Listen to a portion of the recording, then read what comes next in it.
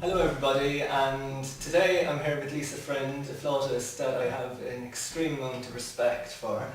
And I want to speak to her about her newly recorded album, which will be released in February, the coming February. Yeah. Yes, yeah. Can you tell us a bit about the album? You're performing on it. I am. Yeah. It's an album of original compositions. It's all very romantic music. Schumann, film music, Morricone. It's a whole mixture. It's basically all very romantic stuff. Okay, and you perform with your father on some tracks? Yeah, my dad, violinist Rodney Lovely. Friend, Yeah. cellist Martin Radford, and Mark Kincaid, pianist. Great, great. And how did you choose the repertoire for the album? Well, I've always been very drawn to film music. Yeah. I'm the type I'd leave a film and be hearing the soundtrack in my head.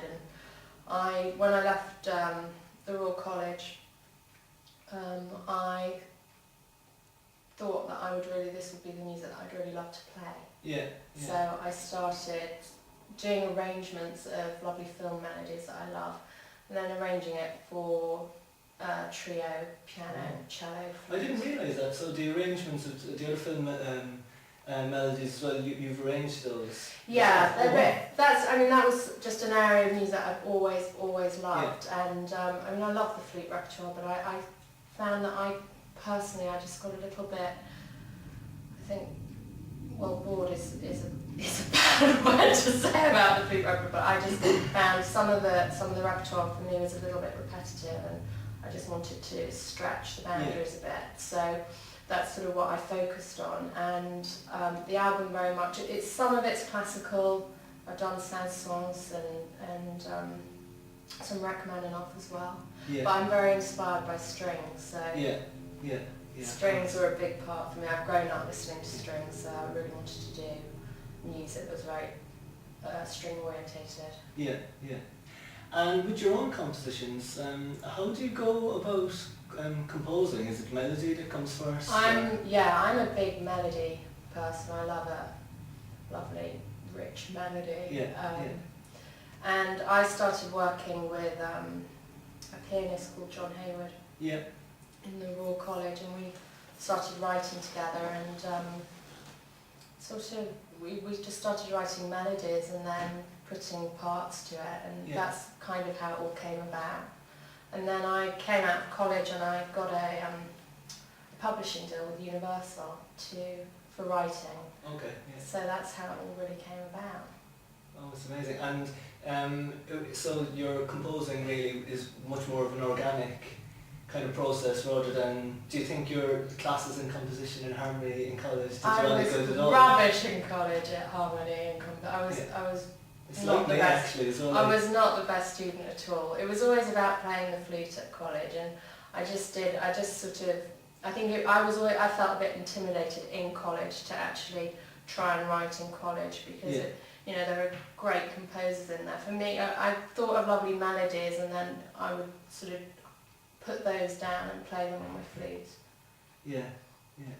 And with your album, would you be happy with people saying that it's more of a crossover album, or?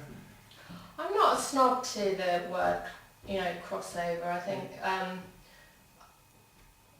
a lot of people find it a very scary word, that it's probably sort of quite naff to have this crossover sort of image. I think in many ways, when the whole crossover thing started, people like, Vanessa May and people would bring in classical, they were making it more appealing for young people.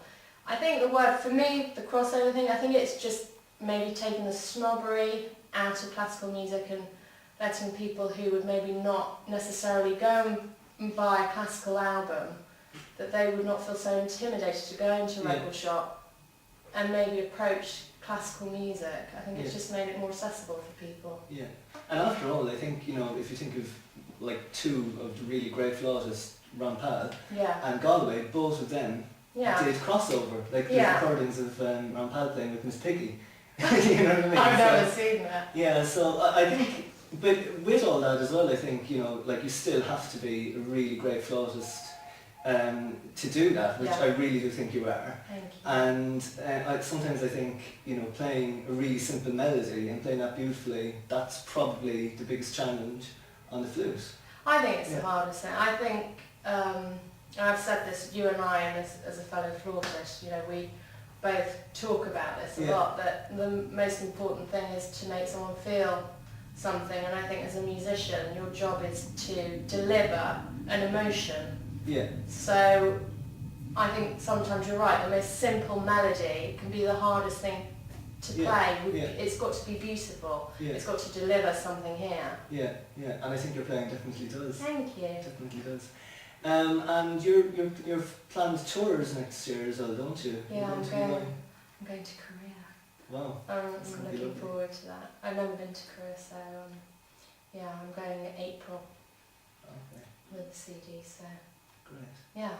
And thinking back at your times in college, how do you think your playing has changed since then? Now, because I think when we leave college, we really do kind of get the chance to really kind of explore our own kind of musical kind of character and personality. I think it's funny because I was having this conversation with my father actually, and he was saying to me, and I do feel that you never stop learning.